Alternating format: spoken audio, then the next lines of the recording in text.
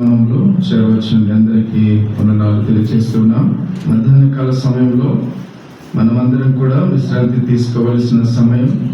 ఏది ఏమైనా దేవుని మాటలు కొద్ది నిమిషాలు మనము దేవుని వాక్యపు వెలుగులో మనం ఒకసారి జ్ఞాపకం చేసుకున్నాం.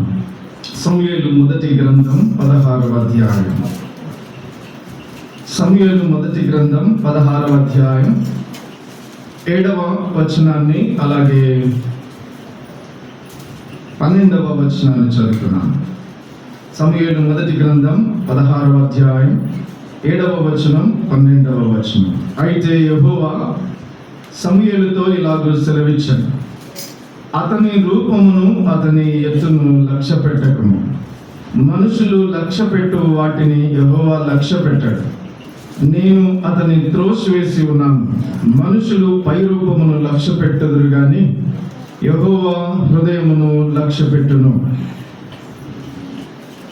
అలాగే 12వ వచనం. అతడు వాడిని పిలువనంపించి లోపలికి తోడుకొని వచ్చెను. అతడు ఎర్రని వాడును, చక్కని నేత్రములు గలవాడును, చూచుటకు సుందరమైన వాడునై ఉండెను.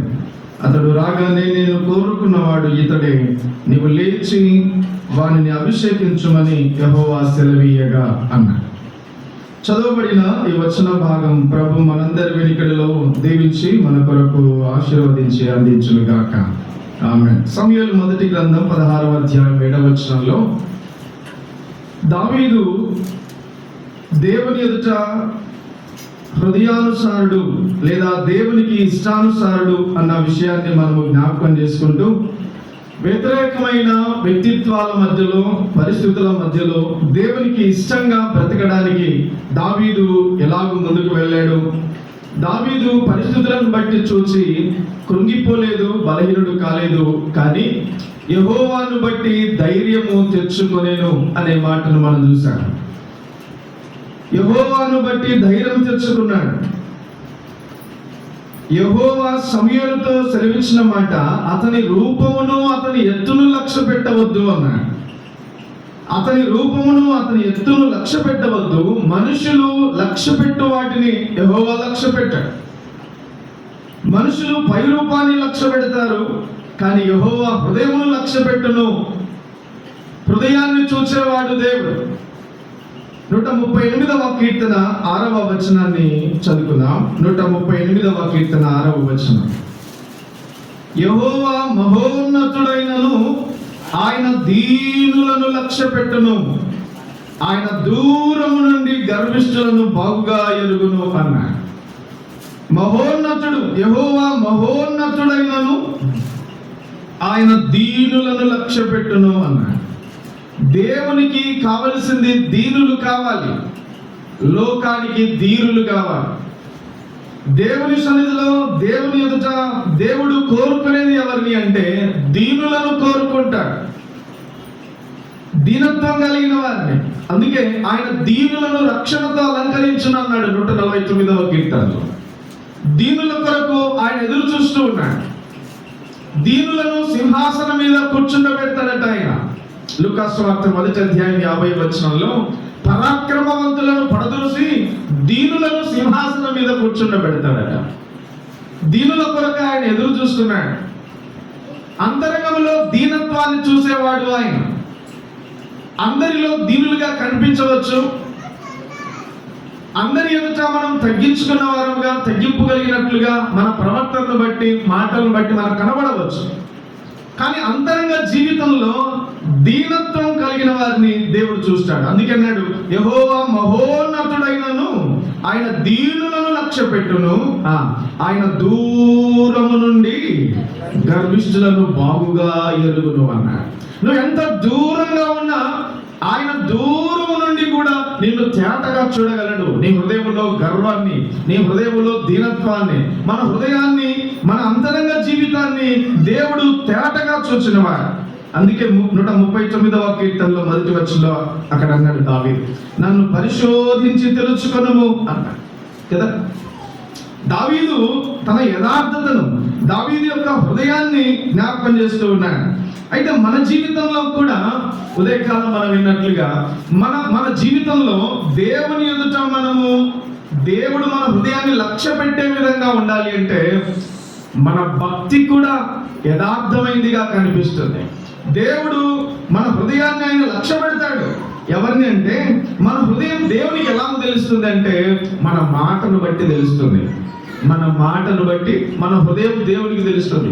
కొన్నిసార్లు మన మాటలను బట్టి మనుషులు అర్థం చేసుకోవచ్చు, అపార్థం చేసుకోవచ్చు, నచ్చొచ్చు, వారికి నచ్చకపోవచ్చు. కానీ దేవుడు మన మాటను బట్టి మనల్ని మెచ్చుకునేవాడిగా ఉంటాడు. అయితే యోబు గ్రంథం 33వ అధ్యాయం 3వ వచనం చూడండి. యోబు గ్రంథం 33వ అధ్యాయం 3వ వచనం. అయితే మనము యథార్థమైన వారమని దేవుడు మన హృదయాన్ని లక్ష్య పెట్టాలి అంటే, లేదా మనము యథార్థమైన భక్తి జీవితం కలిగి ఉండాలి అంటే దానికి సింబాలికగా ఒరిజినల్ నోట్ డూప్లికేట్ నోట్ని ఎలా గుర్తుపడతారో, లేకపోతే ఇంకా మనం ఫేకా ఒరిజినల్ అని ఎలా గుర్తుపట్టాలో, మన భక్తి ఒరిజినల్ డూప్లికేట్ అని ఎలా గుర్తుపట్టాలో, మన హృదయం దేవునికి ఇష్టానుసారంగా ఉందా లేదని గుర్తుపట్టాల్సినవి సింబాలిక్ గా యోబు భక్తుడు రాస్తున్నాడు. యోబు గ్రంథం 33వ అధ్యాయం 3వ వచనం ఏమన్నాడు? నా మాటలు నా హృదయ యథార్థతను, నా పెదవులు, నా మాటలు, నా పెదవులు చెప్తున్నాయి నా యథార్థత. కొన్నిసార్లు మాట్లాడుతుండగానే అర్థమైపోయింది మనకు అది యథార్థమైన హృదయంలో నుంచి వస్తున్నాయా, యథార్థమైన హృదయం కాదా అని. యథార్థతను మనము దేవుని ఎదుట అది యోగ్యమైనదిగా, దేవుడు లక్ష్య పెట్టేదిగా ఉండాలంటే మన మాట చెబుతుందంటే దేవునికి యథార్థమైందా కాదా. 2వ కొరింథీ పత్రిక 8వ అధ్యాయం 8వ వచనం చూడండి. మన పలుకు, మన మాట, మన యథార్థతను, మన హృదయాన్ని తెలియజేస్తుంది. రెండవదిగా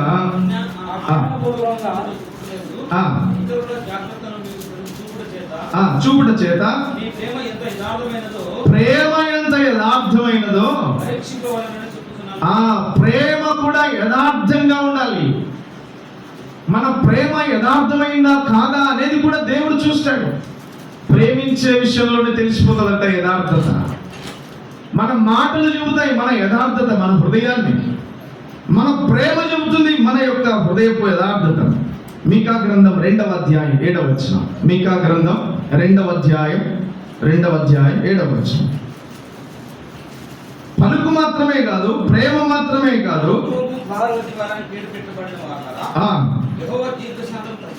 తగ్గిపోయినా జరిగిన యథార్థముగా ప్రవర్తించువానికి, యథార్థమైన ప్రవర్తన, యథార్థముగా ప్రవర్తించు వారికి నా మాటలు క్షేమ సాధన. అంటే ప్రవర్తన యథార్థంగా కనిపిస్తుంది. ప్రవర్తన, మన వైఖరి, మన ప్రవర్తన కనిపిస్తుంది యథార్థత. మన హృదయాన్ని చెబుతుంది మన ప్రవర్తన, మన హృదయం. మన కదలిక చెబుతుంది మన హృదయం ఎట్లా ఉంటుందో కదా. మన బాడీ లాంగ్వేజ్ని బట్టి face index of the mind అంటారు కదా. మన ముఖాన్ని బట్టి మన హృదయం ఏంటిదో చెప్తారట. కాదు, మన పలుకు, మన మాట, మన ప్రేమ, మన ప్రవర్తన చెబుతుంది మన ప్రవర్తన. అంత మాత్రమే కాదు, మన ప్రార్థన చెప్తుంది మన యథార్థతను. సామెతల గ్రంథం 15వ అధ్యాయం 8వ వచనం.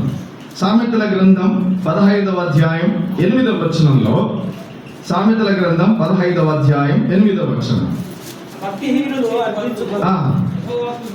హేయములు ఆయనకిష్టం, యథార్థమైన ప్రార్థన.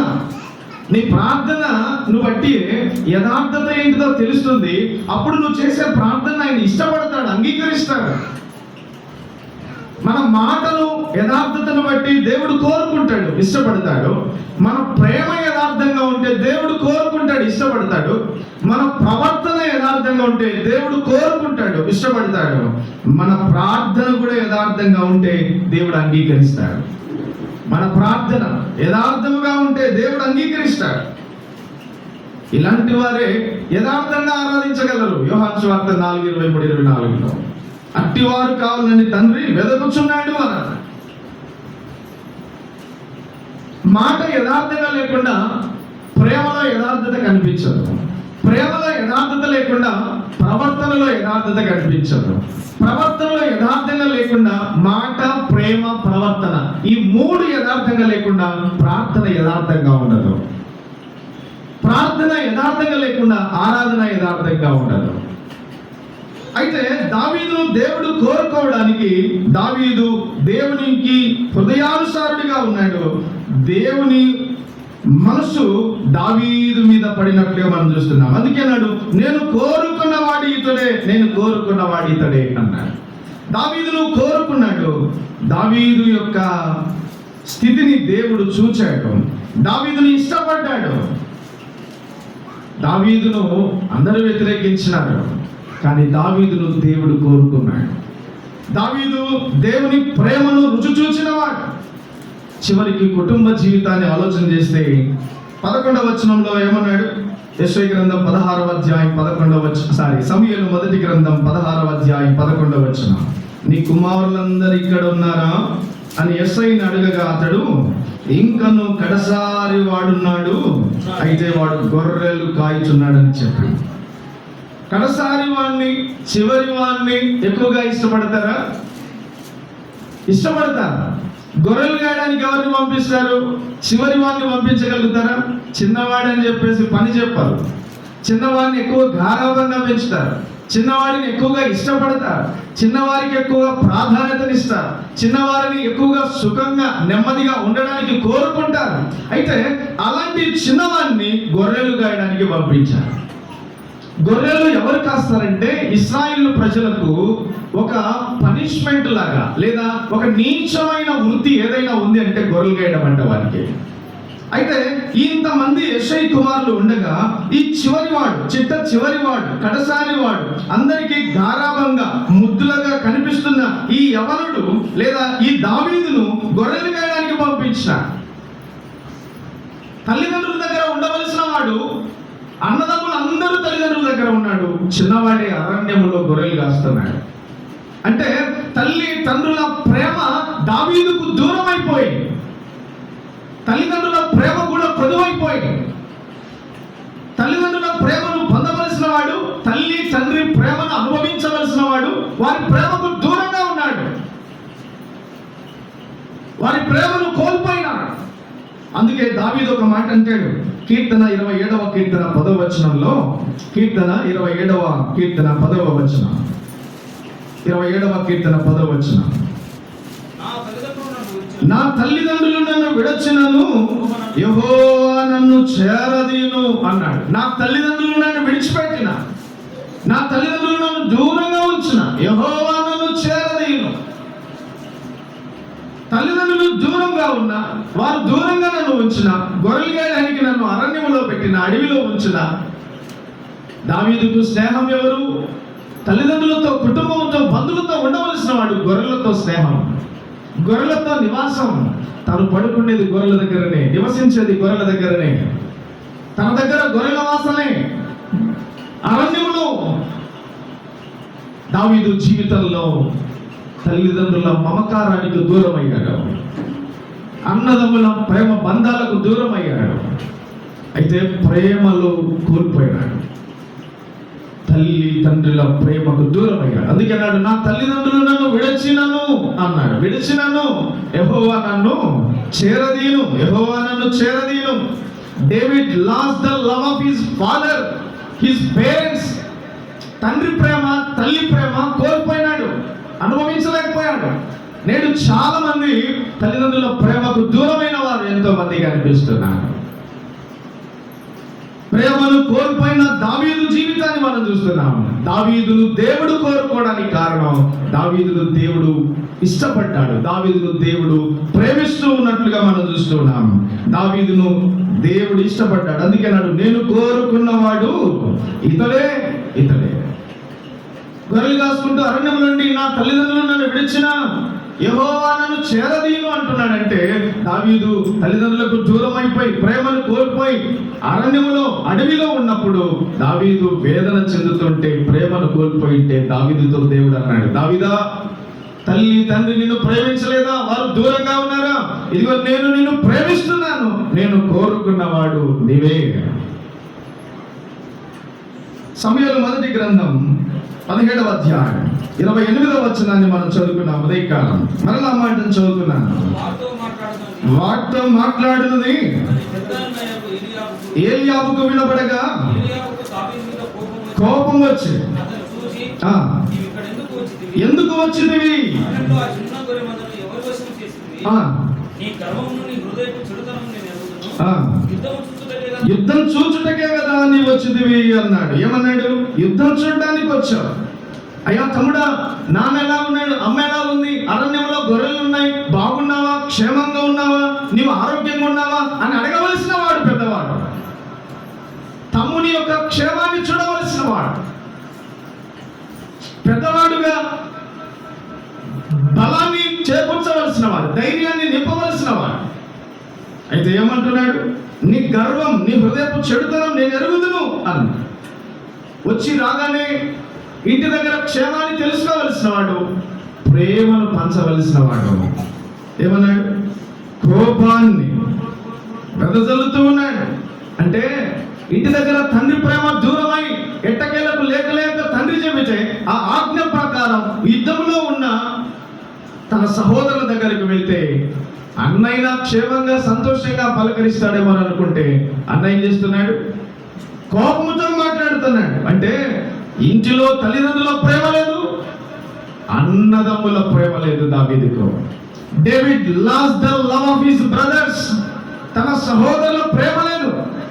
నేడు కూడా మన జీవితాల్లో కుటుంబ ప్రేమ కోల్పోయిన స్థితిని, సహోదరుల మధ్య, అన్నదమ్ముల మధ్య ప్రేమలు చల్లారిపోయిన దినాలు, కుటుంబాల్లో ప్రేమలు లేవు. దేవుని వాక్యంలో మనం చూస్తున్నాం, దావీదు ప్రేమను కోల్పోయాడు, ప్రేమలో ఓడిపోయాడు. ప్రేమ లేని దావీదు జీవితాన్ని మనం చూస్తున్నాం. ప్రేమ పొందుకోలేని దావీదు, ప్రేమ అనుభవించలేకపోతూ ఉన్నాడు. కారణం ఏంటి? తల్లిదండ్రుల ప్రేమ కోల్పోయాడు, అన్నదమ్ముల ప్రేమ దూరం అయిపోయాడు. 18వ అధ్యాయం సమూయేలు మొదటి గ్రంథం 18వ అధ్యాయం 9వ వచనంలో, కాబట్టి నాటి నుండి సౌలు దావీదు మీద విషచూపు నిలిపెను అన్నాడు. సౌలు దావీదు మీద విషచూపు నిలిపాడు. విషయాన్ని ఎందుకు నిలపాల్సింది వచ్చింది?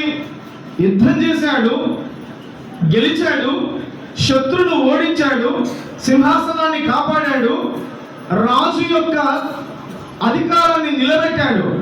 శబాష్ అని చెప్పవలసిన వాడు, ధైర్యపరచవలసిన వాడు, అభినందించవలసిన వాడు అసూయ నిలుపుతూ ఉన్నాడు. విషచూపు నిలిపెను అన్నాడు. నాట నుండి దావీదును పొగుడుతూ ఉంటే సౌలు 1000 కొలది, దావీదు 10,000 కొలదని స్తుతులు పాడుతూ ఉంటే నాట నుండి సౌలు దావీదు మీద విషచూపు నిలిపాను అన్నాడు.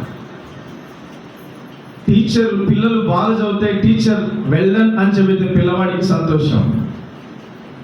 పిల్లలు ఇంట్లో బాగుంటే తల్లిదండ్రులు వెరీ గుడ్ అంటే వారు ఆనందపడతారు. ఉద్యోగం చేస్తున్నప్పుడు ఉద్యోగంలో బాస్ మెచ్చుకుంటే వారు కూడా సంతోషంగా ఉంటారు.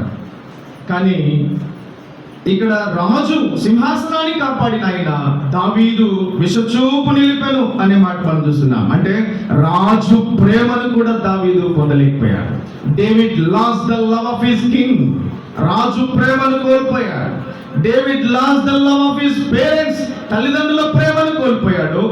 దావీదు సహోదరుల ప్రేమను కోల్పోయాడు. David lost the love of his brothers. సహోదరుల ప్రేమను కోల్పోయాడు. David lost the love of his king. రాజు ప్రేమను కోల్పోయాడు. యుద్ధం చేసి జయించాడు, రాజ్యాన్ని నిలబెట్టాడు. తర్వాత రాజు అభినందించవలసిన వాడు రాజు ప్రేమను కూడా కోల్పోయాడు.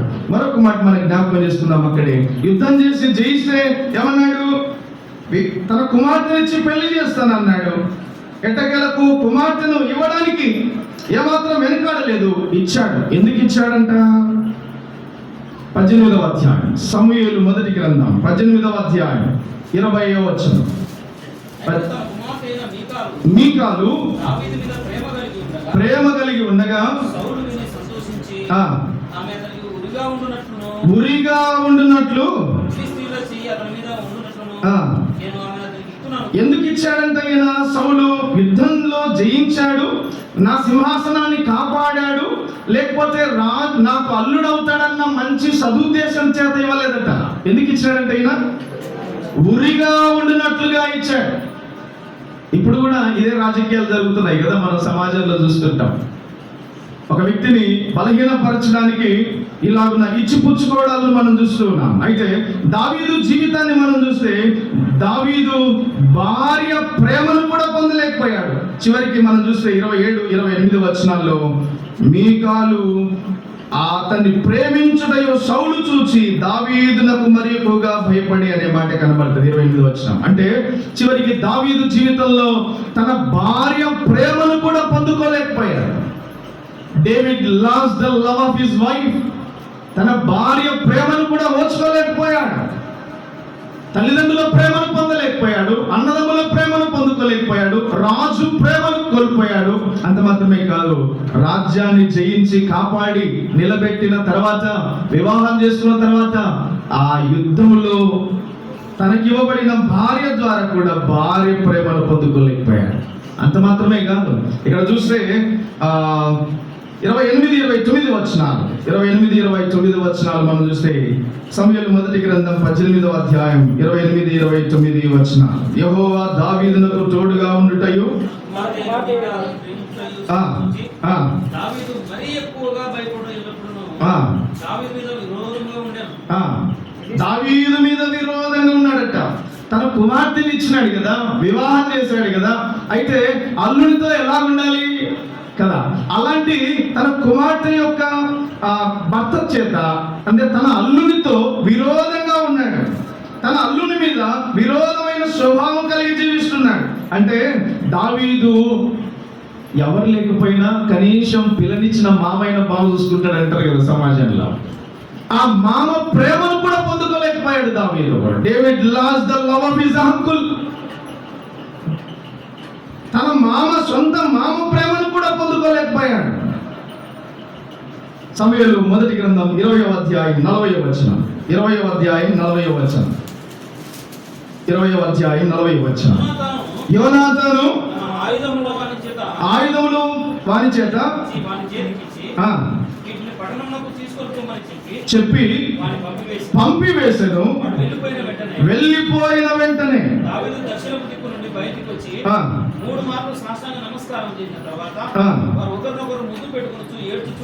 ఏడ్చుచుండిరి. దావీదు మరింత బిగ్గరగా ఏడ్చెను అన్నాడు. అంటే దావీదుకు ప్రాణ స్నేహితుడు యోనాతాను.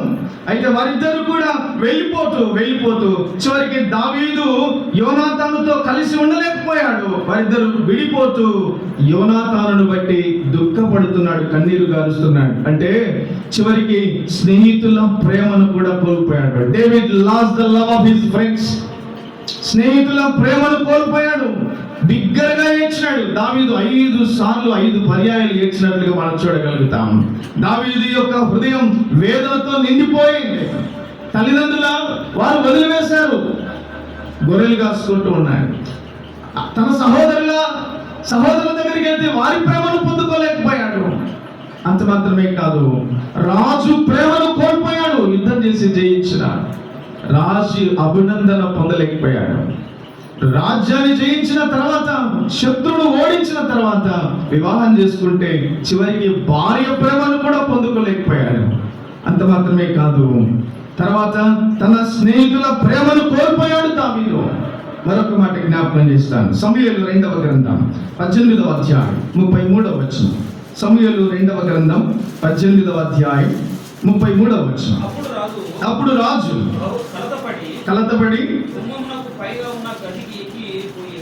ఎక్కిపోయి ఏడ్చుచు సంచరించుచు, నా కుమారుడా అభిషాలోమా, నా కుమారుడా అభిషాలోమా కేకలు వేయచ్చు, అయ్యో నా కుమారుడా నీకు బదులుగా నేను చనిపోయిన ఎడలా ఎంత బాగుండును, నా కుమారుడు అభిషాలోమా, నా కుమారుడా అని ఏడ్చుచూ వచ్చాను. అంటే కుమారుని ప్రేమను పొందవలసిన వాడు కుమారుని ప్రేమకు కూడా దూరం అయిపోయాడు దావీదు. David lost the love of his son. దావీదు జీవితంలో ప్రేమను కోల్పోయిన దావీదుగా మనం చూస్తూ ఉన్నాం. దావీదు అందుకే తల్లిదండ్రులు నన్ను విడిచిన యెహోవా నన్ను చేరదీను అన్నాడు. దావీదు ప్రేమలో ఓడిపోయిన వాడుగా, ప్రేమను కోల్పోయిన వాడిగా మనం చూస్తున్నాం. దావీదు జీవితంలో ప్రేమలో ఓడిపోయిన వాడు. అయితే నేడు కూడా మన జీవితాల్లో కుటుంబంలో ప్రేమలు లేక, సహోదరుల మధ్య ప్రేమలు లేక, అధికారుల మధ్యలో, పెద్దల మధ్యలో, నాయకుల మధ్యలో ప్రేమలు లేక, కుటుంబంలో భార్య పిల్లల మధ్య ప్రేమలు లేక, ఇక్కడ చూస్తే స్నేహితుల మధ్యలో కూడా ప్రేమలు లేక, కన్నవారి ప్రేమను కూడా పొందలేక ఏడుస్తూ ప్రేమను కోల్పోయిన దావీదుగా మిగిలాడు. అయితే దావీదుతో దేవుడు అన్నాడు, నేను కోరుకున్నవాడు ఇతడే, నేను కోరుకున్నవాడు ఇతడే. దావీదు అంటున్నాడు, దావీదా నువ్వు ఎందుకు దూరంగా ఉన్నావనంటే, దావీదు అంటున్నాడేమో, దేవా ఇదిగో నేను నా తల్లిదండ్రుల ప్రేమను కోల్పోయి అరణ్యంలో అడవిలో ఉన్నాను అంటే, దావీదుతో దేవుడు అంటున్నాడేమో, దావీదా ఇదిగో నువ్వు తల్లిదండ్రుల ప్రేమను కోల్పోలేదు, ఇదిగో నేను నిన్ను ప్రేమిస్తున్నాను. వారి ప్రేమ కంటే తల్లిదండ్రుల ప్రేమ నన్ను విడిచిన యెహోవా నన్ను చేరదు. నేను నిన్ను ప్రేమిస్తున్నాను, ఇదిగో నా సహోదరులు నన్ను ప్రేమించడం లేదు ప్రభువా అని అంటుంటే, దావీదుతో దేవుడు అంటున్నాడు, నీ సహోదరులు ఏలీయాబు నిన్ను ప్రేమించడం లేదా, ఇదిగో నేను నిన్ను ప్రేమిస్తున్నాను.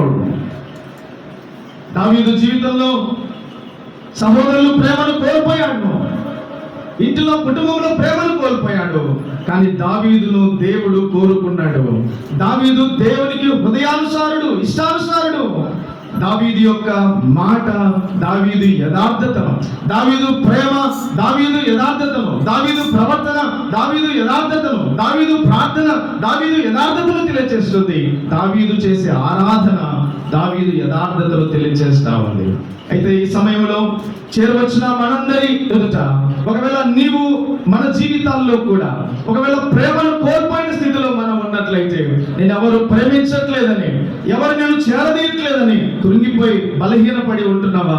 అయితే దేవుడు అంటున్నాడు, తల్లిదండ్రులు నేను ప్రేమించలేదా, ఇదిగో చూడు నీ తల్లిదండ్రుల కంటే ప్రేమ ఎక్కువగా నేను నిన్ను ప్రేమిస్తున్నాను, నీకోసం నా ప్రాణం పెట్టాను, నీకోసం నేను బలైపోయినాను, తల్లిదండ్రుల ప్రేమ కంటే మిన్నైన ప్రేమ నేను నీకు చూపిస్తున్నాను. ఒకవేళ సహోదరుల ప్రేమను కోల్పోయి దావీదు వలె ఇదిగో సహోదరుల ప్రేమకు దూరంగా ఉంటే, నీ సహోదరుల కంటే ఎక్కువగా నేను నిన్ను ప్రేమిస్తున్నాను. David lost the love of his father, David lost the love of his brothers. సహోదరుల ప్రేమను కోల్పోయాడు. David lost the love of his king, రాజు ప్రేమను కూడా కోల్పోయాడు. కొన్నిసార్లు పెద్దల ప్రేమను కూడా కోల్పోవచ్చు, అధికారుల ప్రేమను కోల్పోవచ్చు, ఉన్నతమైన వారి ప్రేమను కోల్పోవచ్చు. కానీ దేవుడు అంటున్నాడు, ఇదిగో నేను నిన్ను ప్రేమిస్తున్నాను. దేవుడు నిన్ను నన్ను ప్రేమించి మన కొరకై ప్రాణం పెట్టి రక్తం కార్చి రక్తపు మడుగులో రక్తపు ముద్దగా మారిపోయాడు. సొగసును స్వరూపాన్ని కోల్పోయి దేహమంతా నలగొట్టుకొని దేవుడు అంటున్నాడు, ఇదిగో నేను నిన్ను ప్రేమిస్తున్నాను, ఇదిగో నేను నన్ను ప్రేమిస్తున్నాను. ఆ ప్రేమను పొందిన మనం ప్రేమ కలిగి బ్రతుకుదాం. దావీదు ప్రేమను కోల్పోయి ఒంటరిగా మిగిలి ఉన్నాడు, కానీ దేవుని ప్రేమను సంపాదించుకున్నాడు. నీ జీవితంలో దేవుని ప్రేమను కలిగి దేవుని కొరకు మనం బ్రతకడానికి మనల్ని మనం సిద్ధపరచుకుందాం. ప్రభు ఈ కొద్ది తలంపుడు దీవించి మనల్ని బలపరచును కాక.